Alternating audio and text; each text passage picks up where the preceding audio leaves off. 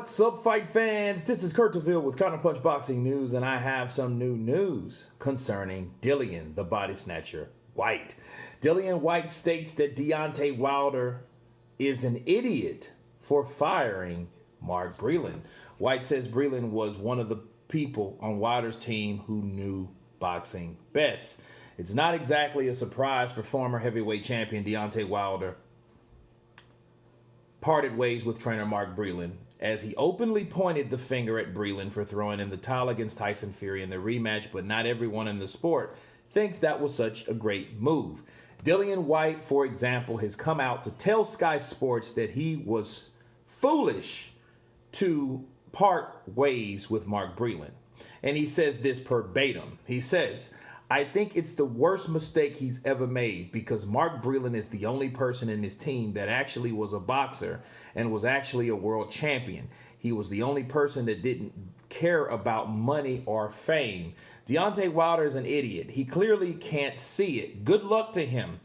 It's his team. He can do whatever he wants. But I think it's a bad mistake. Mark Breland is the only one who knows boxing on his team." Those are the words from Dillian the Body Snatcher Whyte. Now, if you're a Wilder fan, you would automatically think, coming from Dillian Whyte, this would just be a diss and an opportunity to openly diss Deontay Wilder. But if it is or isn't, you know they don't have good blood anyway. They have bad blood, rather. And I feel that Dillian Whyte's absolutely right. You know, he's just saying it in his own colorful way, calling him an idiot. He's an idiot, man. He's an idiot, bro. The only person that knows boxing is Mark Breland. Working on my Dillian Whyte impersonation. But Dillian Whyte's right, though. Let's stop all the bullshit. I don't know everybody in his team now. You know, because a lot of things are hush-hush over there at Wilder.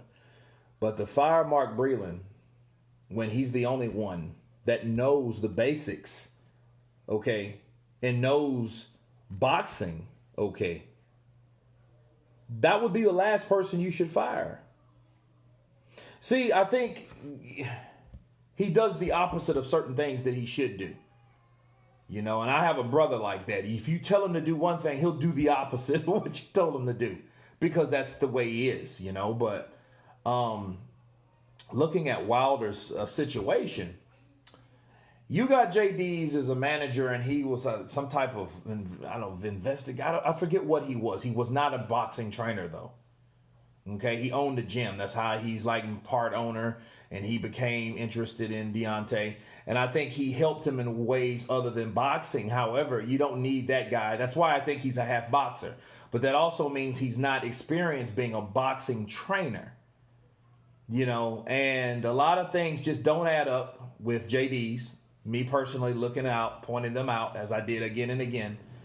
But to stay on the reason why Dillian Whyte, why I agree with Dillian Whyte, is because JD's doesn't know boxing. I think what he should have done was made JD step down as a trainer, kept it as a manager, because I think he has some type of interest, but training ain't one of them. His specialties isn't training. Okay. Maybe it is management. Maybe he's like the pep you up guy. Because if you notice, it's always JD's is working with Deontay Wilder. So I think Deontay needs him for that moral support, like, kind of thing. You know what I mean? That guy that gives you that, man, yeah, there you go, Deontay, that's it. You know, this is late training stuff. This ain't early training stuff.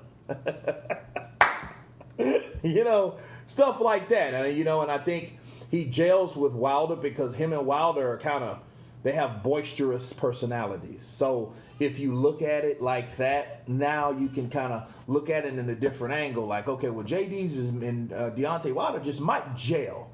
Whereas Mark Breland, let's look at it now. Mark Breland, yeah, he's gonna be a world champion. I think he's gonna be a world champion one day. He's gonna do it. I think he can beat Tyson Fury. I think, you know what I mean? They may not even gel together, maybe. You know, but that does not hide the fact that getting rid of that trainer, I don't think that I would have made JD step down first and kept Mark Breland somewhere. But then again, we don't know who's in Wilder's camp. So he might have someone else that he might just spring out of nowhere and be like, oh shit. And I'm not talking about Malik Scott, because I know Malik Scott is there. I just done a video on it, and talked to Tay Jones about that. I'll share it with you guys, but some of that I'll share it with you guys. But other than that, really, I think that he shouldn't have got rid of Mark Breland like that, and then back to the basis of, if you know somebody. But here's the thing. If you feel someone, and if you're that convinced you feel someone is a snake in the grass, it's pretty pointless. It's pointless to keep them around. You know what I'm saying? Because I think this is all about belief. It's like someone believes that a person cheated. If you honestly believe that, no one else is going to make you believe otherwise. If you just look at it in that light, okay? And that perception of it, if he thinks Mark Breland was a snake, well, damn, he took him 12 years to show you that he was a snake in the camp. Not likely, but that's just my opinion. But Dillian Whyte, he did say what he said. You guys tell me what you think Dillian Whyte means, or do you think that Deontay Wilder shouldn't have never gave up Mark Breland? Of course, please subscribe. And you guys been Counterpunch. Peace.